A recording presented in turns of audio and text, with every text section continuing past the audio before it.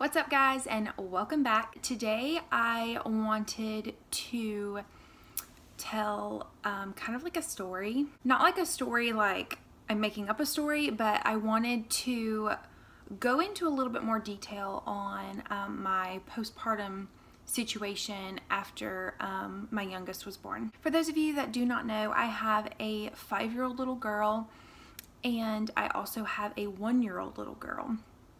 I can officially say that she's 1 because she turned 1 on Saturday, and I'm not sure how I feel about that quite yet. So after I had my youngest, I had kind of a hard time. Before we get started, I wanted to apologize for the mess in the background. I have children and I don't like to clean. When I had my daughter, everything was pretty much like scheduled, I guess you could say. I had a scheduled C-section on July 7th, and I was supposed to be there at 4 o'clock in the morning. The C-section was at 8 o'clock. Everything was pretty much planned. Nothing was thrown, there was no curveball thrown. Nothing was a surprise. I wasn't shocked about anything. We knew she was a girl. We knew that I was going to have a C-section. Everything was pretty much lined up like it was bulletproof. There was no questioning what was going to happen that morning. I got to the hospital. I think we had to be there at like 4:30. And I had my C-section literally at 8:12 she was born. So they took me back so fast and everything happened so fast, which was great. She latched on like a champ. I nursed her. She did absolutely wonderful. Everything was great. One thing that I noticed right after she was born was when I had my oldest, I bonded with her immediately. It was an immediate, I would die for this child. I love her more than anything in the world. And it just came naturally, and it came so fast that I just expected that to happen again whenever Ainsley was born. But it didn't. When Ainsley was born, I remember hearing her cry for the first time, and I remember my first thought being, okay, cool. Like, it sounds really, really bad, but that was literally my first thought was, okay, cool, she's here. That's great. I was waiting for that instant love and that instant bond to happen, and it just never did. And you hear people talk about, they didn't bond with their baby right away, and people will tell you that that's, that's horrible. I can't believe you didn't bond with your baby. You're its mom. That can't be. Something's wrong. But I've talked to so many moms that felt the exact same way. Like, they didn't just have that instant bond with their baby when the baby was born. The bond developed over time. So Ainsley was born and we got her home. Everything was perfect. She was 100% healthy. We were so thankful. She was such a good baby. She was nursing like a champ. It was great. But we would get, a few days into her being home, and it still just wasn't like I thought it was going to be. I cried a lot for no reason. I just chalked it down to hormones. I thought, I just had a baby. That's a huge deal. I'm still taking painkillers or pain medicine.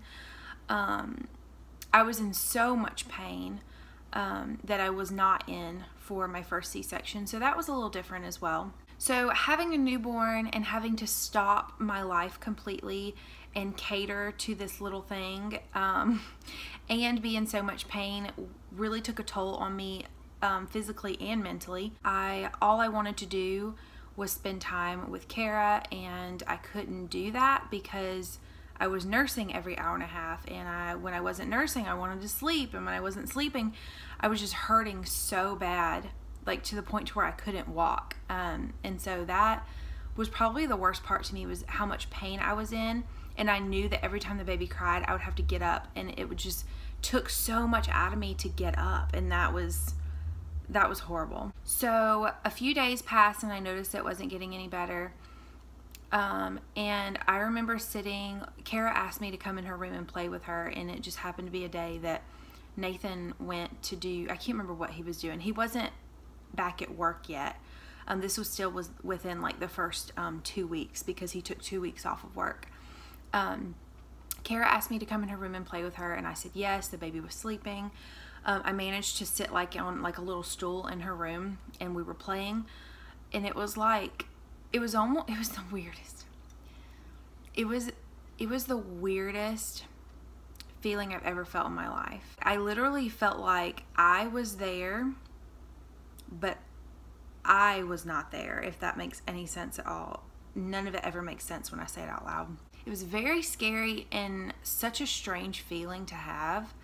It was like I was there physically with her, but I wasn't mentally there. And to this day, she was sitting there playing and talking to me and interacting with me, and I could not tell you one thing that she said to me because I was in such a mental fog that I have no idea what happened at that moment. I just remember sitting there and just crying, like tears running down my face.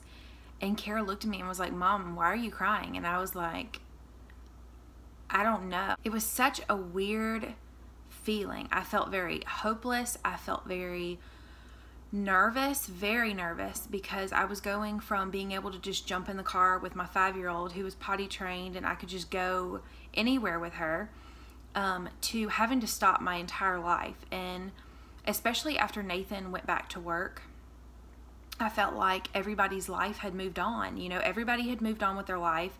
Everybody was going about their business, and I was stuck. You know, I had 6 weeks of just me and this baby that I wasn't even sure if I really loved. And that sounds so bad, but you know, it's the truth.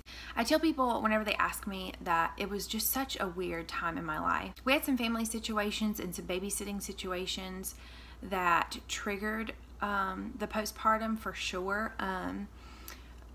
She was a few days old whenever we were told that we would have to switch her babysitter. So that was what triggered the next 4 weeks of just this mental, basically a depression. I was very depressed. I was very sad, sad for no reason. I was very stressed out. It was very different than what I expected. I had expected such a strong bond with her and I, and such a sweet moments, and such a wonderful time being home with just the 4 of us and nobody having to go to work and us having this new baby. You expect such a great time and then this baby comes along and it's just, between your hormones and other situations, it just doesn't play out the way that you thought it would. And there were times where I felt really, really bad for the way I felt. I remember texting my husband one day and saying, "I feel like I ruined our life." And I did. At that moment, I was in such a low place mentally after having Ainsley that I literally felt like having her because I wasn't able to, I was in so much pain. I wasn't able to get up fast. I wasn't able to do anything. She was nursing all the time. I literally felt like I had ruined our life. I didn't realize how easy we had it with just Kara, and she was 4.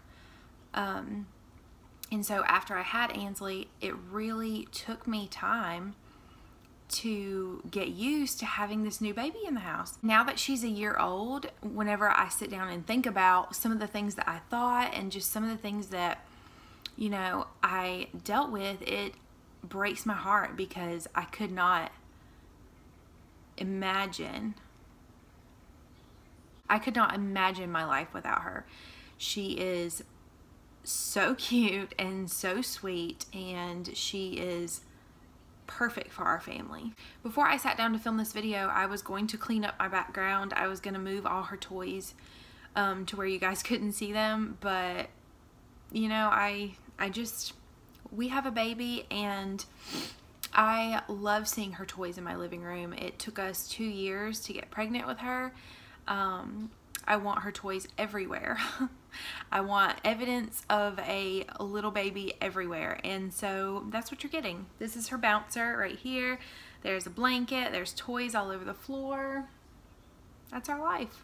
So the whole point in me making this video is I just wanted to make sure that if anybody ever needed confirmation that what they're feeling and what they're going through is normal, I wanted to be there to let you know that it is so normal. And you know, I still, to this day, she's a year old, I still have days where I feel like I'm in a fog,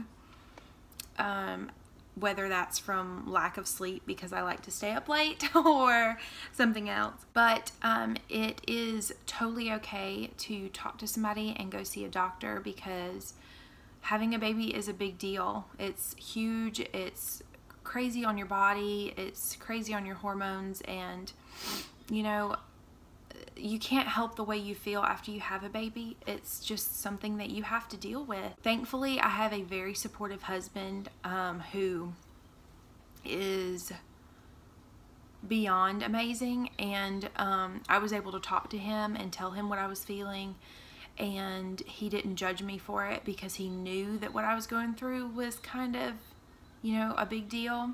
So basically, I'm saying all that to say it's normal. You know, it does get better, and if it doesn't get better, then it's totally okay to talk to somebody or see somebody. And you know, what feels like a burden now is such a great blessing, and I will be forever grateful that little Ainsley Brooke is mine, because she's pretty daggum cute. Alright guys, well that's it for this video. If you like these little chit chat videos or story time videos, then just let me know and I can do more of them for you. Just leave a comment down below and let me know. Make sure you give this video a thumbs up, and I'll see you guys in my next one. Bye.